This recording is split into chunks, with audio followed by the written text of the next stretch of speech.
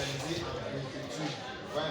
Donc aujourd'hui, j'ai fait le déplacement au Tchad pour entretenir sur l'élevage de lapin. Là, c'est mon nom, Joumé Singoukou Alex.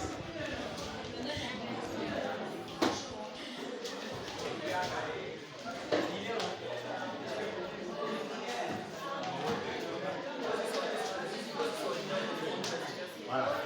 Bon, je suis ingénieur agronome.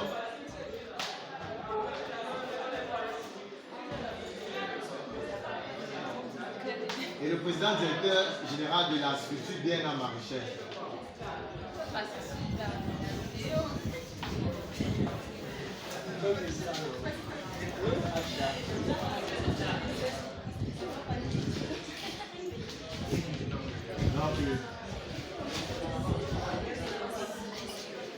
Voilà, ça c'est ma structure DNA Maraîchère. Je suis disponible sur YouTube et sur Google. Donc si vous allez sur Google, vous allez taper DNA Maraîchère, vous allez me voir. Puis vous allez sur YouTube, vous allez taper DNA Maraîchère. Vous allez voir un peu la présentation globalisée de tout ce que nous faisons en agriculture. En agriculture et en élevage. Mais aujourd'hui, précisément, on va vous entretenir sur l'élevage de lapin. Et qui est communément appelé quoi? Comment on appelle l'élevage de lapin? L'élevage de lapin est appelé la culture. Là-bas. Je suis bien écrit, madame. Alors, on a exactement 1 heure pour faire beaucoup de choses. Donc, on va accélérer. Voilà. D'accord, c'est une bonne chose. Donc, l'élevage de lapin, c'est appelé la cuniculture. Donc, dans chaque domaine, il faut bien maîtriser quoi exactement vous faites. Donc, on vient ici à vous parler du lapin. Donc, on va dire, parlant du lapin, on va vous parler d'abord de sa chair. Pourquoi, parmi les autres animaux, on a décidé de vous entretenir sur les lapins? Premièrement, parce que le lapin est sur les top 10 d'aliments le plus riches en protéines au monde. Donc, sur tous les animaux qui existent au monde, le lapin, en termes de protéines, la chair du lapin occupe la 8e place. Ouais, ça veut dire quoi? Ça veut dire que celui qui mange un morceau de lapin et celui qui mange 3 morceaux de poulet, ils ont plus ou moins mangé la même chose. Ouais, donc, c'est manger en qualité, pas en quantité, en matière d'aliments de lapin. Et aussi, on va vous dire, le lapin, c'est un aliment, lorsque tu fais son élevage, c'est 0 déchet. 0 déchet comment? Parce que tout est valé, tout peut être valorisé sur la chaîne de valeur du lapin. Donc, ça dit sa chair, sa peau, son urine, ses crottes. Voilà, ça c'est bien sûr. Donc, tout peut être valorisé sur le lapin. Ouais, et aussi, l'avantage qu'on a, c'est que le lapin, c'est une machine à reproduction. Il se reproduit très rapidement. Donc, en peu de temps, on va avoir beaucoup de lapins. Et l'autre avantage qu'on a par rapport à d'autres élevages, c'est qu'on n'a pas besoin chaque fois d'aller chercher de la semence. La semence, c'est quoi? La semence sont les reproducteurs. Comme chez ceux qui font dans l'élevage de volailles. Chaque fois, il faut aller acheter les poulets, les poussins pour venir à la ferme chaque fois. On dit que quoi? Tu crées la grande ferme de 10 000 poulets, on te dit qu'il n'y a pas de poussins sur le marché. Tout s'arrête là-bas. Vous voyez un peu? Or, avec peut-être 2-3 lapins, tu peux commencer, tu as une grande quantité. Et s'il n'y a pas peut-être un cas de maladie, un autre incident, tu peux ne plus jamais acheter les reproducteurs. Vous voyez un peu? C'est un peu avec cet avantage qu'on a essayé de choisir ce module de cours pour pouvoir vous dispenser. C'est un peu. Et l'échange doit être un petit exposé, parce qu'on n'a pas assez de temps et moi je n'aime pas beaucoup les news, parce que je n'aime même pas d'avoir beaucoup lu. Donc on va essayer de parler seulement ce qui peut vous aider ici là. On va parler. Celui qui va aller en profondeur peut aller sur le net, faire des recherches pour mieux. Mais on va vous parler ici des choses qui peuvent vous aider, vous, à vous lancer dans l'agriculture. Donc, on va commencer par la généralité. Le grand 1, la généralité sur les lapins. Donc, je vais parler à vous dire que le lapin, c'est un rongeur. On les rongeurs, la caractéristique du lapin, quand je dis rongeur, c'est qu'il faut savoir que le lapin, sa dentition pousse très rapidement. Donc, sa dentition, c'est dents. Non, pas vraiment. La fin est très douce. Oui, donc sa dentition pousse rapidement. Du coup, ils doivent beaucoup manger. Tous les rongeurs, on parle de rongeurs, ceux qui sont chaque temps en train de gratter les trucs. La souris chez vous, c'est un rongeur, il passe à gratter les murs, à couper les armoires. C'est pas dit parce qu'elle a faim. C'est parce que sa dent pousse beaucoup. Et pour éviter que ça pousse, il faut qu'elle mange quelque chose. Donc pour laquelle. Et ici, on passe par là pour vous dire que votre lapin ne doit pas rester longtemps sans nourriture. C'est quand on veut arriver. On vous dit que vos lapins ne doivent pas rester longtemps sans nourriture. Et aussi, l'un des paramètres très importants que vous devez connaître chez le lapin, c'est un phénomène qui pratique appelé la coprophagie. Je ne sais pas si quelqu'un connaît ça. Celui qui a dit d'infusion, je connais la coprophagie. Hein? Hein? C'est quoi? La coprophagie. C'est le fait pour un animal qui a un court cycle digestif de digérer les aliments qu'il a consommés pour une deuxième fois. D'accord, merci. Donc, on dit la coprophagie, c'est quoi? Pour qu'un aliment soit assimilé par les animaux. Donc, on va dire plus ton type digestif est long, plus tu assimiles mieux l'aliment que tu manges.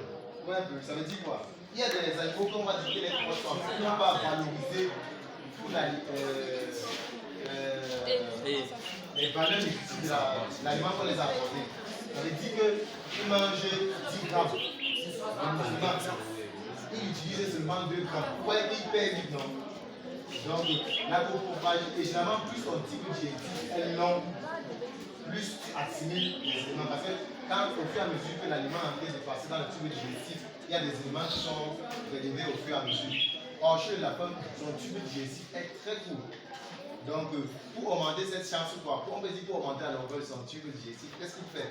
Il mange 2 fois l'aliment. Ça veut dire quoi? Quand il mange une première fois, il va faire des défections. Il mange une deuxième fois. Et là, il mange pas tout quand même. Pas qu'il va encore faire manger la troisième fois, non. C'est 2 fois juste. Donc, le lapin a 2 types de crottes, les crottes moules et les crottes dures. Donc, ce que vous allez voir généralement, ce sont les crottes dures. Ce que vous voyez généralement comme crottes de lapin, là, ce sont les crottes dures. Les crottes moules, ils mangent une deuxième fois. Ils mangent d'abord. Non, ça c'est le ruminant. Ça ne sort pas là, ça ne sort pas. Le ruminant, la chair, elle, ça arrive dans sa panse, elle régurgite, ça remonte, elle mange. Or, le lapin se défait. Il chie, il remange. Ça, c'est la coprophagie. Et aussi, vous pouvez lever le lapin 10 ans, vous ne voyez pas ça. C'est pas que le lapin va faire ça devant vous. Vous pouvez lever le lapin 10 fois, vous ne voyez jamais ça. Vous voyez un peu. Parce qu'il fait ça à l'absence de total de bruit. Donc dès qu'il sent qu'il présente, il arrête. C'est pour ça que le lapin n'aime pas les bruits. Le lapin n'aime pas vraiment les bruits parce que les bruits nuisent la coprophagie. Donc c'est l'un des aspects importants sur les lapins que je devais vous présenter. Bon, on va rapidement passer à la reproduction. Nous avons là 1 heure pour une généralité sur les lapins. On va passer à la reproduction. Donc, qui connaît la différence entre la maturité sexuelle et la puberté? Différence, question. Différence entre maturité sexuelle et puberté. Vas-y, lève-toi. Tu me dis, rapidement. La différence entre la maturité sexuelle et la puberté est que lorsqu'on est sexuellement, on doit faire la force sexuelle. Lorsqu'on a la puberté, Même l'enfant ne va pas faire. n'est-ce pas l'apparition des... Donc c'est ça, il ne faut pas vous moquer de sa réponse. La personne qui va faire là, si quelqu'un se moque de qui connaît les noms? D'accord. Ok, donc il ne faut pas vous moquer de son. C'est ce qu'il connaît. Donc il dit ce qu'il connaît. Ça peut ne pas être totalement vrai. Ok. Il a dit qui peut avoir une réponse mieux que sa part. Bon, on va dire quoi? La maturité sexuelle. La maturité sexuelle ici. Bon, commençons par la puberté. La puberté, en âge de puberté, une fille par exemple, elle peut accoucher. Mais toutefois, son corps ne peut ne pas supporter la grossesse. Ça veut dire quoi? Quand tu es pubère, en gros, tu peux même mourir. Parce que ton corps ne supporte pas la grossesse. Là, tu n'es pas encore mature. Mais dans la maturité sexuelle, tu peux accoucher et tu peux supporter la grossesse. Vous voyez que il faut bien remarquer ça. Donc chez le lapin, la puberté, ça peut commencer à partir de 3 mois. Mais la maturité sexuelle est conseillée à 6 mois. 6 mois d'âge. Une maturité sexuelle à 6 mois. Non, ouais. On vous dit, ce qui est bien pour vous, il faut savoir ce qui est bien. Parce qu'une lapine, elle peut, quand elle est bien, on prend bien soin d'elle, tu peux l'utiliser même 3 ans. Toi, tu commences toi à moins de quelques temps, elle va plus mettre ça. Ou bien tu vas avoir un pic de reproduction comme ça. Tes reproductions vont évoluer en temps de cycle. Elle va mettre bas beaucoup, elle va mettre bas petit, elle va mettre bas beaucoup, comme ça. Alors que quand tu as bien rodé, ou un peu comme on dit souvent, quand tu achètes une moto, tu rôdes, non? Quand tu as bien rodé, elle peut mettre bas. Elle peut mettre bas là, c'est-à-dire elle monte, elle croît, elle descend, même si elle descend, elle fait très doucement. Contrairement à toi qui as mal rodé ta lapine. Il faut aussi comprendre ça. Voilà, c'est pour ça qu'on vous parlait de la maturité sexuelle et de la puberté. Oui. Et chez le lapin, on a dit la maturité sexuelle, c'est 6 mois chez la femelle. 6 mois chez la femelle et 8 mois chez le mâle. 6 mois chez la femelle et 8 mois chez le mâle. Oui, parce qu'un mâle peut croiser à 6 mois. Même à 4 mois, certains mâles peuvent croiser. Mais il n'y a pas d'expert compétent. Ouais, c'est ça. Dans le bon du bon, je vais ça 1 an. Donc, et on va évoluer très rapidement avec la durée de gestation. Chez le lapin, la gestation varie de 28 à 32 jours, avec une moyenne de 30 jours. Ça, c'est la moyenne. Donc, la gestation chez la lapine varie de 28 à 32 jours, mais avec une moyenne de 30 jours. Oui. Et maintenant aussi, parlant de la portée. La portée, c'est quoi? Quand le lapin porte. Portée quoi? La portée, c'est le nombre de petits demi-bas. La portée, c'est le nombre de petits. Et chez le lapin, la portée varie de 1 à 18 petits. Yes. Donc, il a pu mettre entre 1 et 18 petits. Voilà. Et vous savez qu'en matière de business, en matière de business, on travaille avec les moyens, on ne travaille pas avec les extrêmes. Quand vous voulez faire quelque chose, on ne veut pas travailler avec les moyens. On ne peut pas venir ici en classe, on dit que le moyen de la classe a combien de moyens, on dit 10. Le derrière combien, on dit 2. On dit que bon, la classe est très forte, bien la classe est très faible, on ne peut pas dire comme ça. On regarde la moyenne générale de la classe. Donc ici, donc, le nombre de montées est caractérisé, on va dire quoi, est caractérisé de bonne lapine. Une lapine qui arrive à mettre bas jusqu'à 6 lapines. 6. Donc si ta lapine, oui, économiquement rentable, parce qu'il faut savoir qu'il y a si tu lances un business de lapin, parce que généralement il y a ce qui est économiquement rentable, ça veut dire qu'à la fin, quand on fait les charges, les dépenses, on prend on va dire quoi, les ventes, moins les dépenses, on voit les bénéfices. Pour que ce soit économiquement rentable, quand la lapine arrive à faire 6, arrive à faire 6, ça sera économiquement rentable. Vous voyez un peu. C'est ça qu'il fallait savoir sur la reproduction. Maintenant, voilà, on a parlé, ça veut dire que tu étais distrait, tu n'étais pas concentré. On a dit que la gestation varie entre 28 et 32 jours, avec une moyenne de 30 jours. Donc, généralement, on dit que la gestation de la femme dure 1 mois. Ouais, un peu. Voilà, la gestation de la femme dure 1 mois. Et maintenant, bon, vas-y, rapidement. Quand vous avez la femme, quand vous laissez séparer le mâle et le femelle aussi, quand un homme veut venir croiser, ça ne prend pas la fois que le mâle est poussé. Bon, que vous voulez. Bon, peut-être que vous avez pris de la. Regardez-moi. Regardez, tu as vu le dépendance là. On a dit que la femelle a 6 mois, le mâle a 8 mois.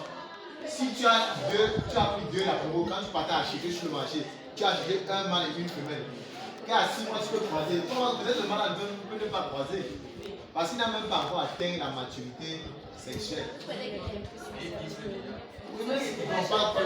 Bon, il a dit qu'il n'arrive pas à croiser. Il faut qu'on soit un peu très rapide, très bref, un peu.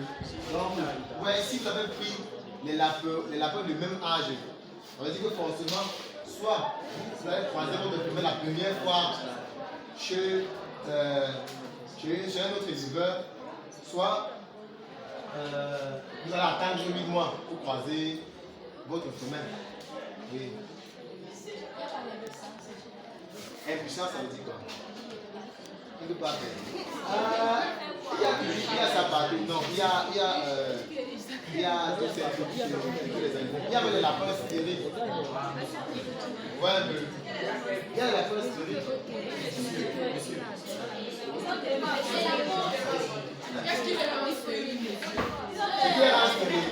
Bon, il y a aussi les infections qui peuvent rendre les lapins stériles. Il y a la consanguinité qui peut rendre les lapins stériles.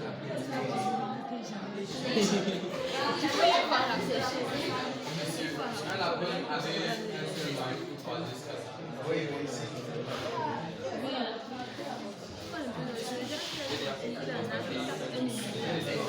Pardon, s'il vous plaît, on suit sa question. Quand un lapin mange souvent, On ne met pas la main derrière quand on s'assoit. quand un lapin mange souvent, les il meurt.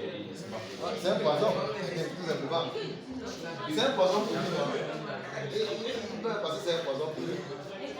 Tu penses que tu ne peux pas boire des parades, boire beaucoup de parades, tu vas mourir. Donc il y a des choses qui, à une certaine dose, tuent quelqu'un. Si toi tu bois 2 parades, maintenant tu ne meurs pas. Mais si un enfant boit 1 parade, il peut mourir. Tu vois un peu. Donc il y a des substances qui sont toxiques chez l'homme. Comme par exemple, on va aller rapidement sur un exemple de truc. On va parler de quoi là? L'indo. Est-ce que tu sais que tu peux boire l'indo contre la chute, mais ça tue les souris? C'est ça, non? Tu achètes l'indo, tu bois contre la chute, ça ne te tue pas, mais ça tue les souris. Il faut savoir que ce qui n'est pas toxique pour une personne peut être toxique pour l'autre.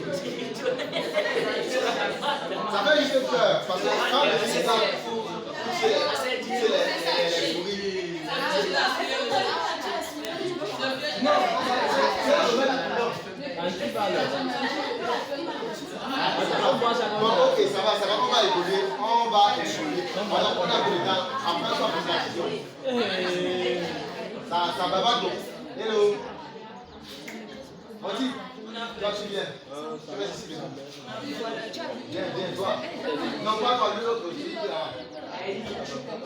Et tu prends son nom. Oh. Prends le nom de celui-ci là.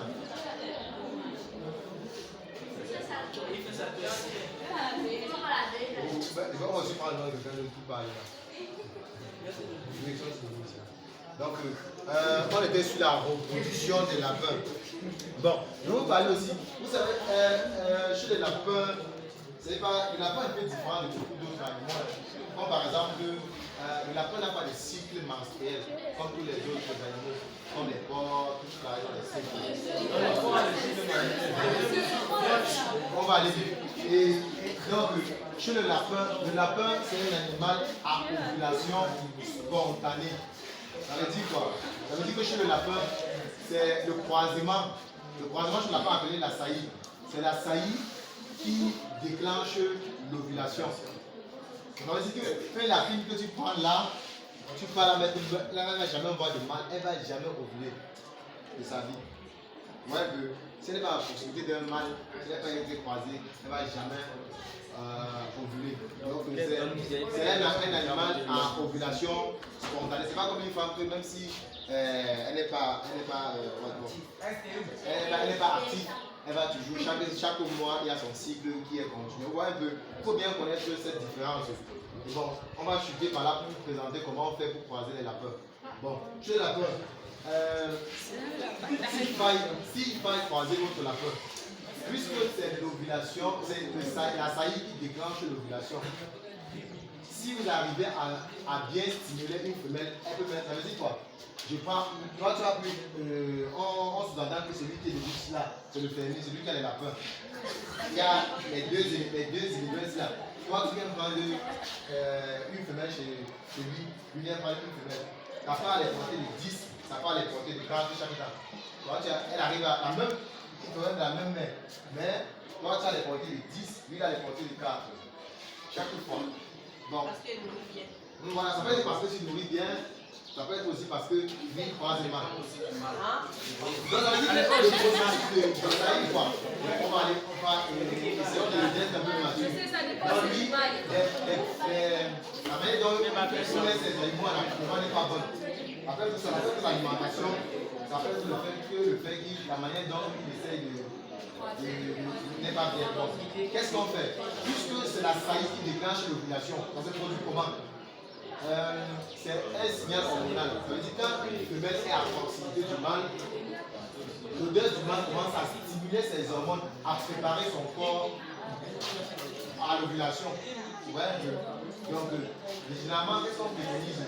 Dans la littérature, on dit on va mettre le mâle à proximité de la femelle au moins 3 heures après de les mettre ensemble. Ça veut dire que si on a 2 loges, voici les claviers, il y a un mâle ici. Ça, c'est une loge. On vient mettre la femelle ici, là, au moins 2 heures de temps avant de la passer sur le mâle. Parce que pour que l'odeur du mâle qui est à côté d'elle commence à stimuler ses hormones. Parce que s'il est bien directement, tu prends le mâle, tu prends la femelle, tu mets dans la loge du mâle, il va directement croiser. Elle n'aura pas bien le temps de booster les hormones, donc elle peut avoir une portée faible. Donc, ce que nous préconisons, c'est bon. Avant, généralement, il y a aussi une procédure. S'il n'y a pas de loge libre, qu'est-ce qu'on fait? On prend beaucoup d'herbes. Par exemple, si ma école de patate, on prend beaucoup, on met dans la cage du mâle. On le laisse parce qu'il va manger dessus. Et en marchant dessus, il va uriner. Quand il urine, donc tu urines, ça sent son odeur. Tu prends ça, tu vas passer dans l'eau de la fenêtre. Elle va manger. Mais seulement l'odeur là va commencer à préparer son corps à l'ovulation. Ça, c'est comment donc, c'est comme ça qu'on fait pour booster l'ovulation chez le lapin. Et aussi, pour respecter la procédure, on prend toujours la femelle pour aller mettre dans l'eau du mâle. La main l'inverse. Ouais, là, tu dis les mesures pour. Mais si tu prends le mâle dans l'eau de la femelle, il va croiser. Mais c'est pas qu'à l'intérieur, ça sent plus la femelle. Donc, tu ne vas pas toujours bien booster ces hormones. Donc, on prend toujours la femelle pour mettre dans la loge du mâle. C'est un peu comme ça. Bon, en matière de cours, on va aller un peu rapidement avant qu'après il y aura les questions, puisqu'on a maxi 1 heure ensemble. Donc, on a parlé de la reproduction. Maintenant, on va vous parler un peu de l'alimentation du lapin. Qu'est-ce que le lapin mange? Qui connaît ce que le lapin mange? Je cite rapidement. Oui ou pas? Oui. Qui d'abord? Elle a dit que les patates. Quoi encore? Les granulés. La bovande qu'on a compressée. Oui. Les carottes. Les choux. Oui, les choux, ouais. Non, on n'a pas le choux. Oui, on peut dire ça. Oui, quoi? Voilà. Qui connaît la bergère du Canada? Vous connaissez ça, alors? Qui a? Lui, si vous connaissez pas. Tu as fait la maman quand tu étais petit. Non, oui. Le coffee, l'herbe qui a les machins, c'est ça la bergère du Canada. Maintenant, si elle mange aussi, il y a l'herbe à aiguille. C'est l'herbe à aiguille. Le Bidens spinosa. C'est l'herbe que vous partez au champ, ça entre sur vos habits là. C'est ça qu'on appelle l'herbe à aiguille. On appelle ça l'herbe à aiguille. Ou bien, non, je ne sais pas, je pense pas qu'on dit sur la fin. On va appeler ça l'herbe à aiguille ou bien la bergère du Canada. On ne parle pas la bergère du Canada, le Bidens spinosa. Et ce Bidens spinosa est en même temps un antibiotique pour le lapin. C'est-à-dire quand vous donnez son lapin, vous nettoyez. Quand vous donnez ça à votre lapin, vous nettoyez son organisme. Donc c'est en même temps un antibiotique pour le lapin. Et encore quoi? Bon, même le couscous, c'est quand vous pouvez donner même le couscous, le riz, pas avec des sauces. Le riz salé là, vous donnez au lapin. Oui, préparé. Le riz préparé. Quand tu le riz salé et tu prépares. Oui, non, oui, pas le riz sauté. Le riz blanc. Le riz blanc. Le bonbon. Oui, mais ce n'est pas bon de donner le manioc. Le manioc surtout, ce n'est pas bon pour la peau. Il faut donner ça. Le manioc n'est pas bon pour la peau, surtout les gestantes. Si vous donnez ne serait-ce que le manioc, allez la fille gestante, on va la faire aborder.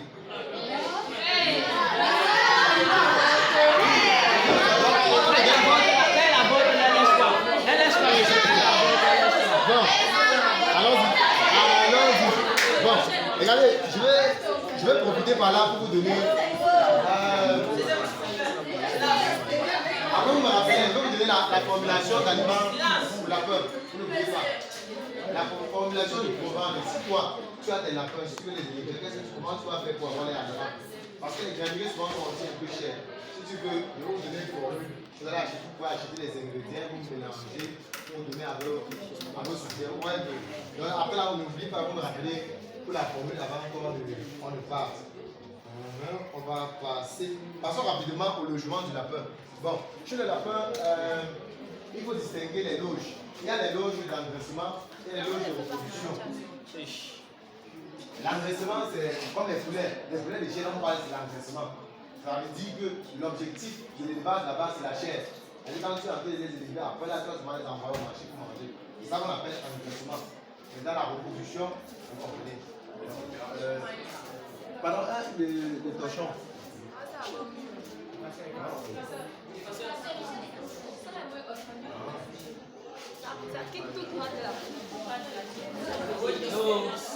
On va vous parler du Canada. La bergère du Canada.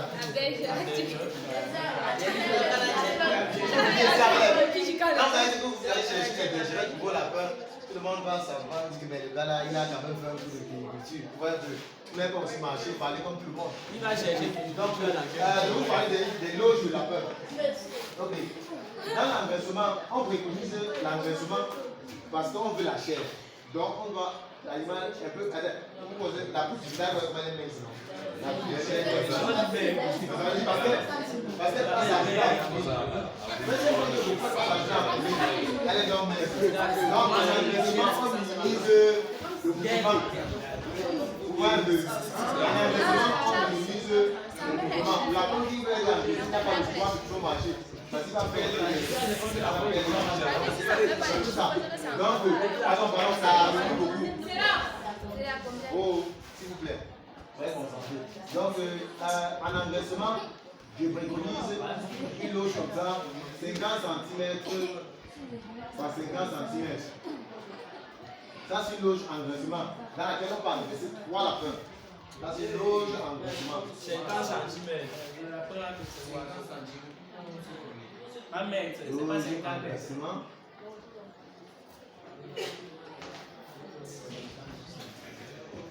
Voilà. Maintenant, il y a maintenant, et bien aussi, dans la loge engraissement, on peut mettre un mâle de reproduction.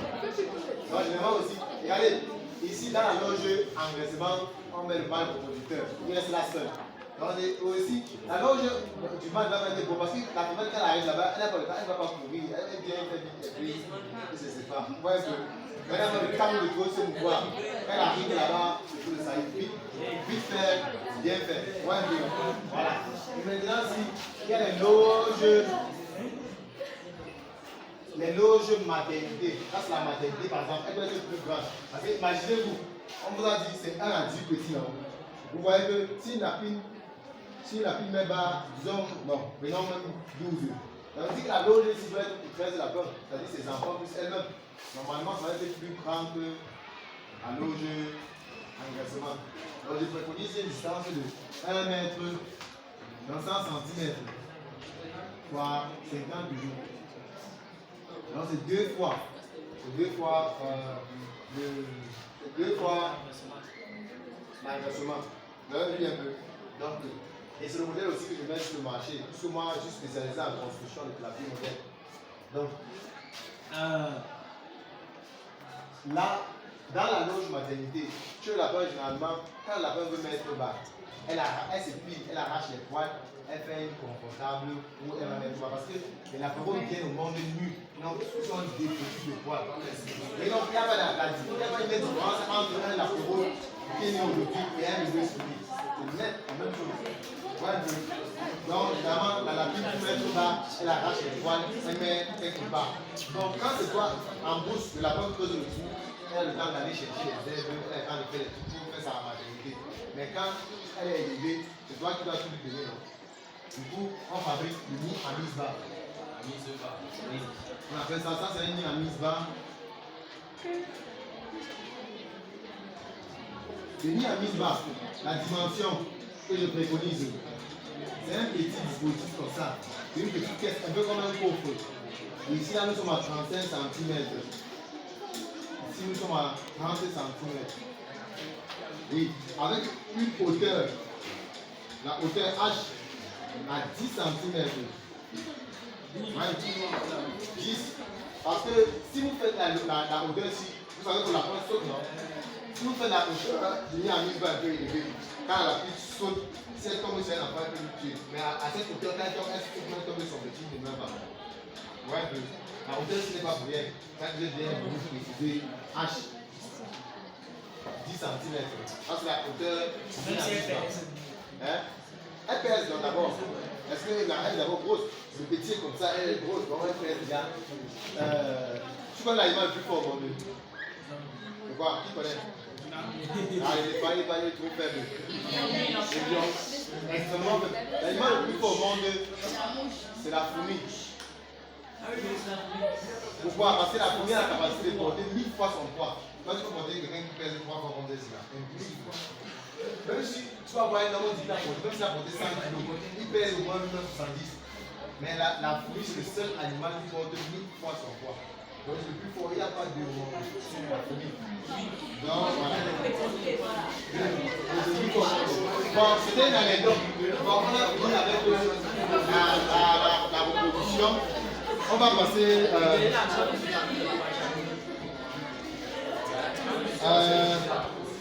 On passe rapidement à la prophylaxie, les maladies du lapin. Les lapins, il arrive de voir que les lapins sont malades. Ils sont généralement atteints des coccidioses et des agales. Ouais, la coccidiose. Les coccidioses et les agales.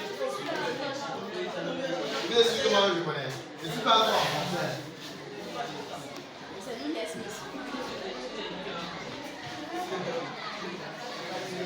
Et coccidiose, il y a énormément de coccidioses. Donc, il y a plusieurs coccidioses, plusieurs. Ok. D'accord. Ok. Donc, j'ai oublié de jouer sur en parlant de la reposition de la prévoit, j'ai oublié la gale. Donc, on va revenir sur ça, ces maladies. On va revenir sur la reposition, le sevrage. Donc, généralement, les lapins, beaucoup de lapins meurent au sevrage. Beaucoup de lapins meurent après le sevrage parce que le sevrage a été mal fait. Ouais, donc, du coup, lorsqu'on veut sevrer les lapins, on ne doit pas faire un sevrage brusque parce que le lapin stresse beaucoup. Quand le lapin stresse, il meurt seulement. Oui. Donc, on va faire le sevrage de sorte à minimiser le maximum de stress possible. Et généralement, dans les sevrages, il y a les stress qui sont possibles. Il y a le stress, est-ce que les changements de l'eau, est-ce qu'on va changer ma maison, elle stresse, elle peut mourir. Elle peut dire qu'elle ne voit pas sa mère, elle stresse, elle meurt.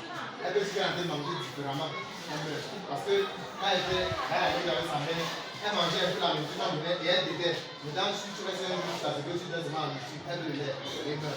Donc du coup, on va essayer. Donc du coup, il faut donc essayer de minimiser tous ces stress pendant le sevrage. Ouais, donc, comment on fait? Pour minimiser le stress, on doit faire un sevrage progressif. Ouais, donc, premièrement, pour sevrer, au lieu de venir retirer les latéraux pour les dispatcher, c'est mieux de retirer d'abord la mère. Parce qu'elle est assez vieille, elle stresse moins. Quoi. Donc, on retire toujours la mère. Dans la loge de maternité, on va la mettre dans une autre loge.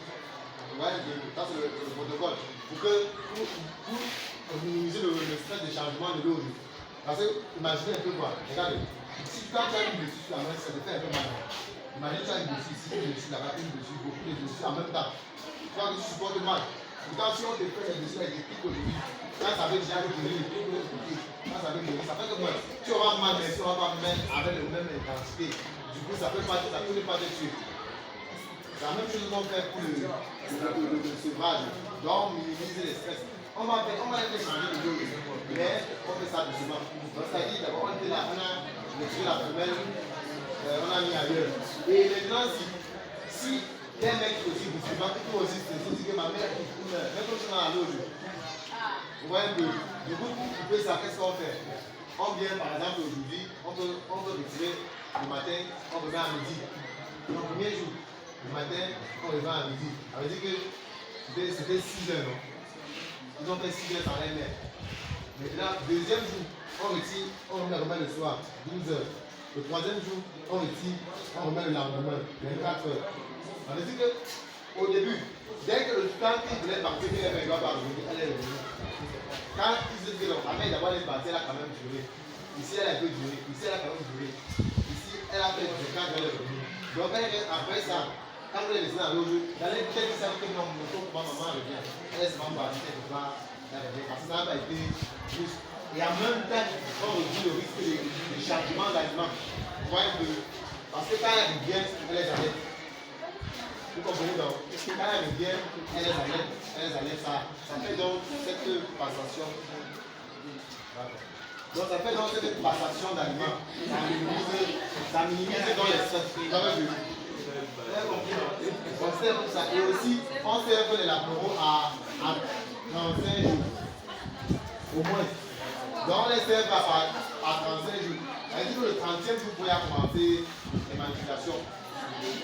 Donc au moins, ça c'est au moins à 35 jours pour s'élever une portée. Oui, oui. Jusqu'à comment? Quand tu as dit combien de temps? C'est pour la que tu vas me jusqu'à un mois. Alors, elle est à 35 jours, c'est voilà. On est sur les maladies de la veuve. On vous a parlé de la coccidiose, on vous a parlé des gales. Oui. Et généralement, ce qui donne le plus souvent ces deux maladies, c'est la salivée. Donc la veuve demande, c'est un animal qui demande beaucoup de propriété.